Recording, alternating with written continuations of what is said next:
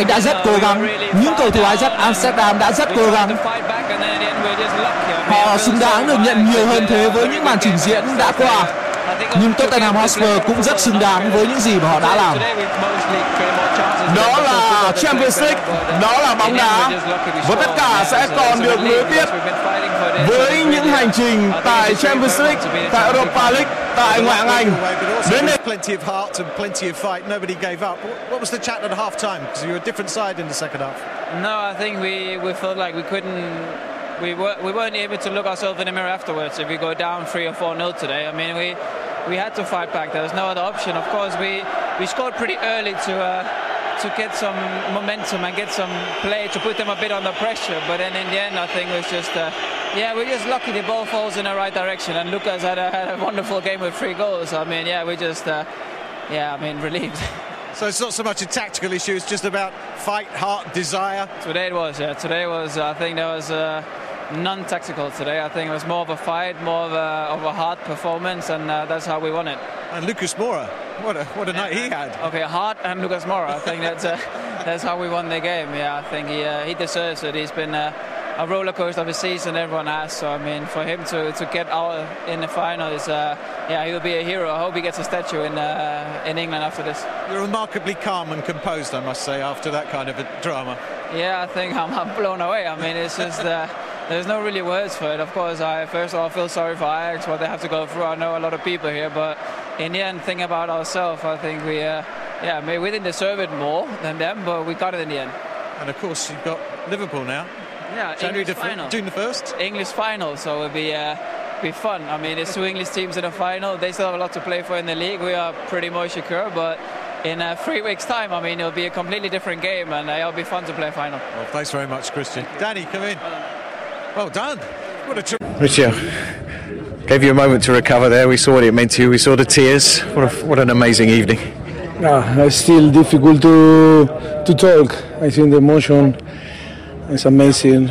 Thank you, football. Thank you, this guy, my player. They are heroes. I told you in the last year I am telling everyone that I have a group of players that for me are heroes, and they showed today big balls. Second half was amazing. Thank you, football. This type of emotion without football, I think, is impossible to live. I know I am so emotional now, and thank you, our fans. So, thank you, the people that believe in us from the beginning of the season to achieve this amazing moment. And I think it's fantastic. It's difficult to describe with words all that we are living now. We thought the Manchester City game was crazy. We thought that was insane. I mean, you've done it again. You can't keep doing this to yourself, because they were tears of relief, there were joy, stress, all those emotions mixed in. Yeah, we were talking before the game on the meeting that when you work and when you feel the love, it's not a stress, it's a passion, and I think the emotion that we showed today was the passion to love this sport that is football. And I think in the game against Manchester City and today it's amazing. I think the fans, but the people that is not from Ajax or from Tottenham, I think enjoy a lot, and I think it was a joy to watch this type of game. The emotional for us was so tough, for sure for Ajax difficult too. I think to compete in this level and this is a magic competition. This situation can happen, and of course I am so grateful to be a coach, to be in football, and to be living this type of moment. Everyone was a hero, as you say, but Lucas Moura, a superhero, I think. Yes, superhero. All heroes, but him, superhero. I think unbelievable hat-trick. He deserves. He's a great guy. I think everyone deserves, from the first to the last one in this club, with all the tough moment that we are living in the 5 years when we arrive here, to have the chances to play the finalists. It's amazing. I want to remember my family. It's for them too, for the people that support us in that moment. It's amazing to reward them And thank you, and we need to be ready now for the next game Sunday and then to prepare the final of Madrid. Bit of tears, with tears of joy tonight as well. Mauricio, congratulations. Well done. The strategy won. Blind couldn't cope with Llorente. The defensive line couldn't cope with the long ball. Llorente chest was the link for everything. And strategy beat philosophy. But in the end, for us and for everyone in the other side of the cameras, as you were saying, 2 unbelievable football nights and 2 lessons for life. In life, a lesson coming from football. In life, anything is impossible.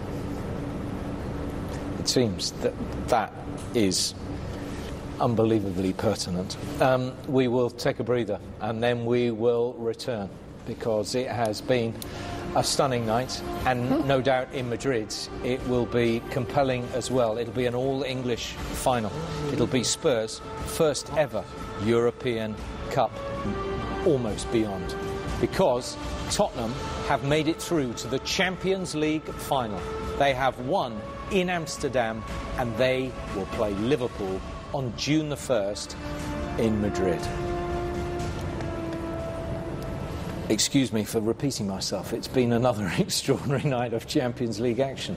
And here to review it all, Jose Mourinho, John Barnes and Ruud Gullit.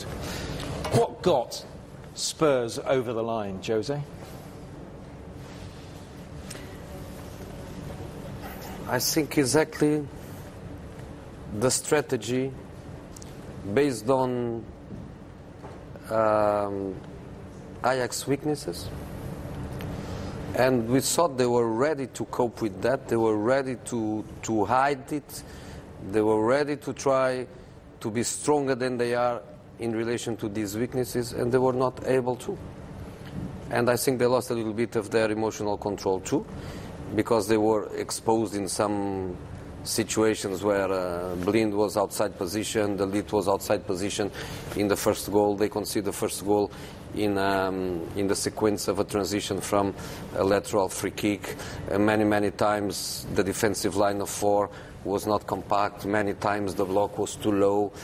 Sometimes Tottenham forced the block to be low, but when they make a back pass, you have plenty of time to bring the line up, to squeeze a little bit more, to come away at least from the 16-yard box. They never did it, and I didn't feel leadership. I didn't feel them ready to cope. It was a big surprise for us. We were here having some fun at half-time and saying that it's not over, anything can happen. We had a big lesson yesterday, but in the end we all thought that was going to be very difficult to happen. But then after the second goal, the game was open. You can still speak about Ziyech hit the post, could kill it in there. Yes, we can speak about that, but we can also speak about Ajax not coping with the way Tottenham played in the second half. Ruud, we've praised the young players at Ajax to the hilt, and deservedly so. Yeah. But was it their youth, their naivety that let them down? No, it's the philosophy in general why they play. They always want to play attacking football. And we were talking about it, the Achilles heel of Ajax. They can't cope with long balls. When they played the Dutch Cup football a week ago, the first 45 minutes they were in trouble with Willem II, who's not a very good team. And Ajax has a philosophy, but sometimes you have to change that philosophy. For me, yes. Yeah.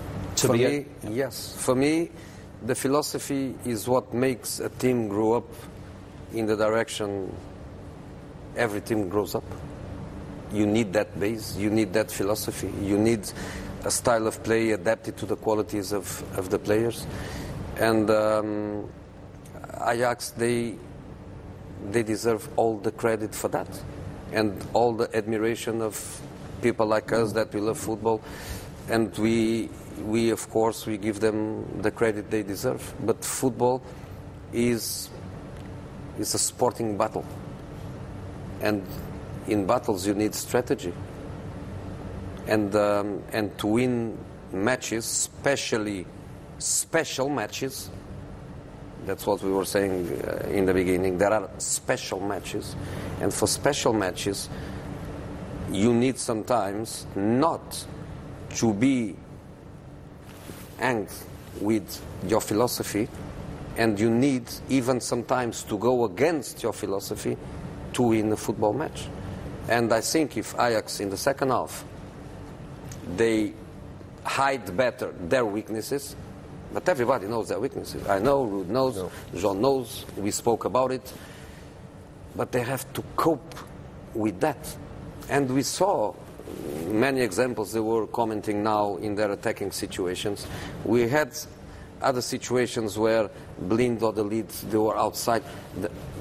The basic thing you do when you have an advantage is keep your balance all the time, never unbalanced. The balance starts exactly with the defensive line in position. And after that, a certain number of players always behind the ball line.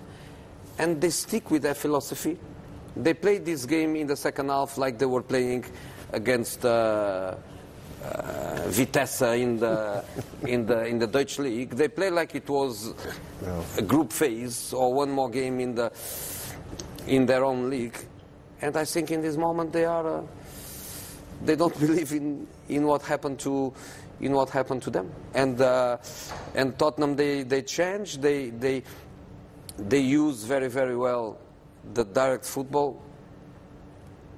They were lucky, they had the gods of football with them, but they chased that luck. It was up to Ajax to adapt. We know the way they play in possession. Even out of possession in the first half, because of the way Tottenham were playing, it was fine for them to press high, because Tottenham were trying to play through midfield from the back.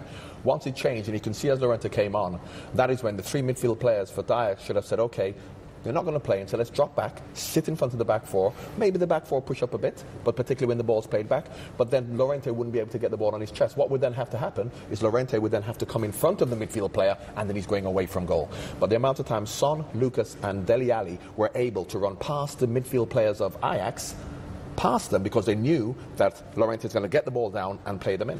So it was just naivety, I think. Not unwillingness. Barcelona was unwillingness to work. They were willing to work, but they were just working in the wrong way. But the strategy and the knowledge of Mauricio Pochettino has changed that first to second half and victory. And I think they didn't read defensively the game very, very well, because, for example, Llorente was looking for Blind, and the ball is much more dangerous, a diagonal one, than a vertical pass. The ball was always coming from Vertonghen. If I am Ajax striker, in this moment, I choose always to be closer to Vertonghen than to Alderweireld. I choose always to press Vertonghen and let the ball go to Alderweireld. If Alderweireld wants to play direct, he plays a vertical ball and not a diagonal ball. And that changed everything. So honestly, I think that it hurts me a little bit to say that. I want to give 99% credit to Ten Hag, the beautiful work he did with this team, but I have to be critical in 1%. And I think this second half, he has to play more. As a coach, there are matches where we don't play, there are matches where we play very bad, but there are matches where we play very well. And Ajax in the second half needed him to play very well. And I think he played like his team, not very well. You know, it's harsh. You know, I was thinking about it all the time. I think the players also of Ajax now, you know, will devastate it. We were talking about the fact that why didn't they go in? Why they wanted to hit on the target? Why don't waste time? And that were experienced players as well. Yeah. And you think to yourself, how is it possible? How is it possible that you do that? And of course, you need luck as well. They found that luck because they were looking for it all the time. But Ajax can't cope. They can't cope with it, and everybody knows that. In Holland we know, but there's not one team who can do that, because that is not the philosophy how we want to play football in Holland. I said, yeah, but there's not only one way who goes to Rome. There's 100 ways to go to Rome, and sometimes you have to do it in order to dismantle the opposition. Like Rinus Michels said, you need to adapt yourself, and that's what you need to do. And there's always, even if you win all the time, there always comes one opposition you think, what is this? And what you do about it, and that is what you do when you study them before the game and you handle. Okay, we'll get plenty of reaction from Amsterdam when we come back, and we'll look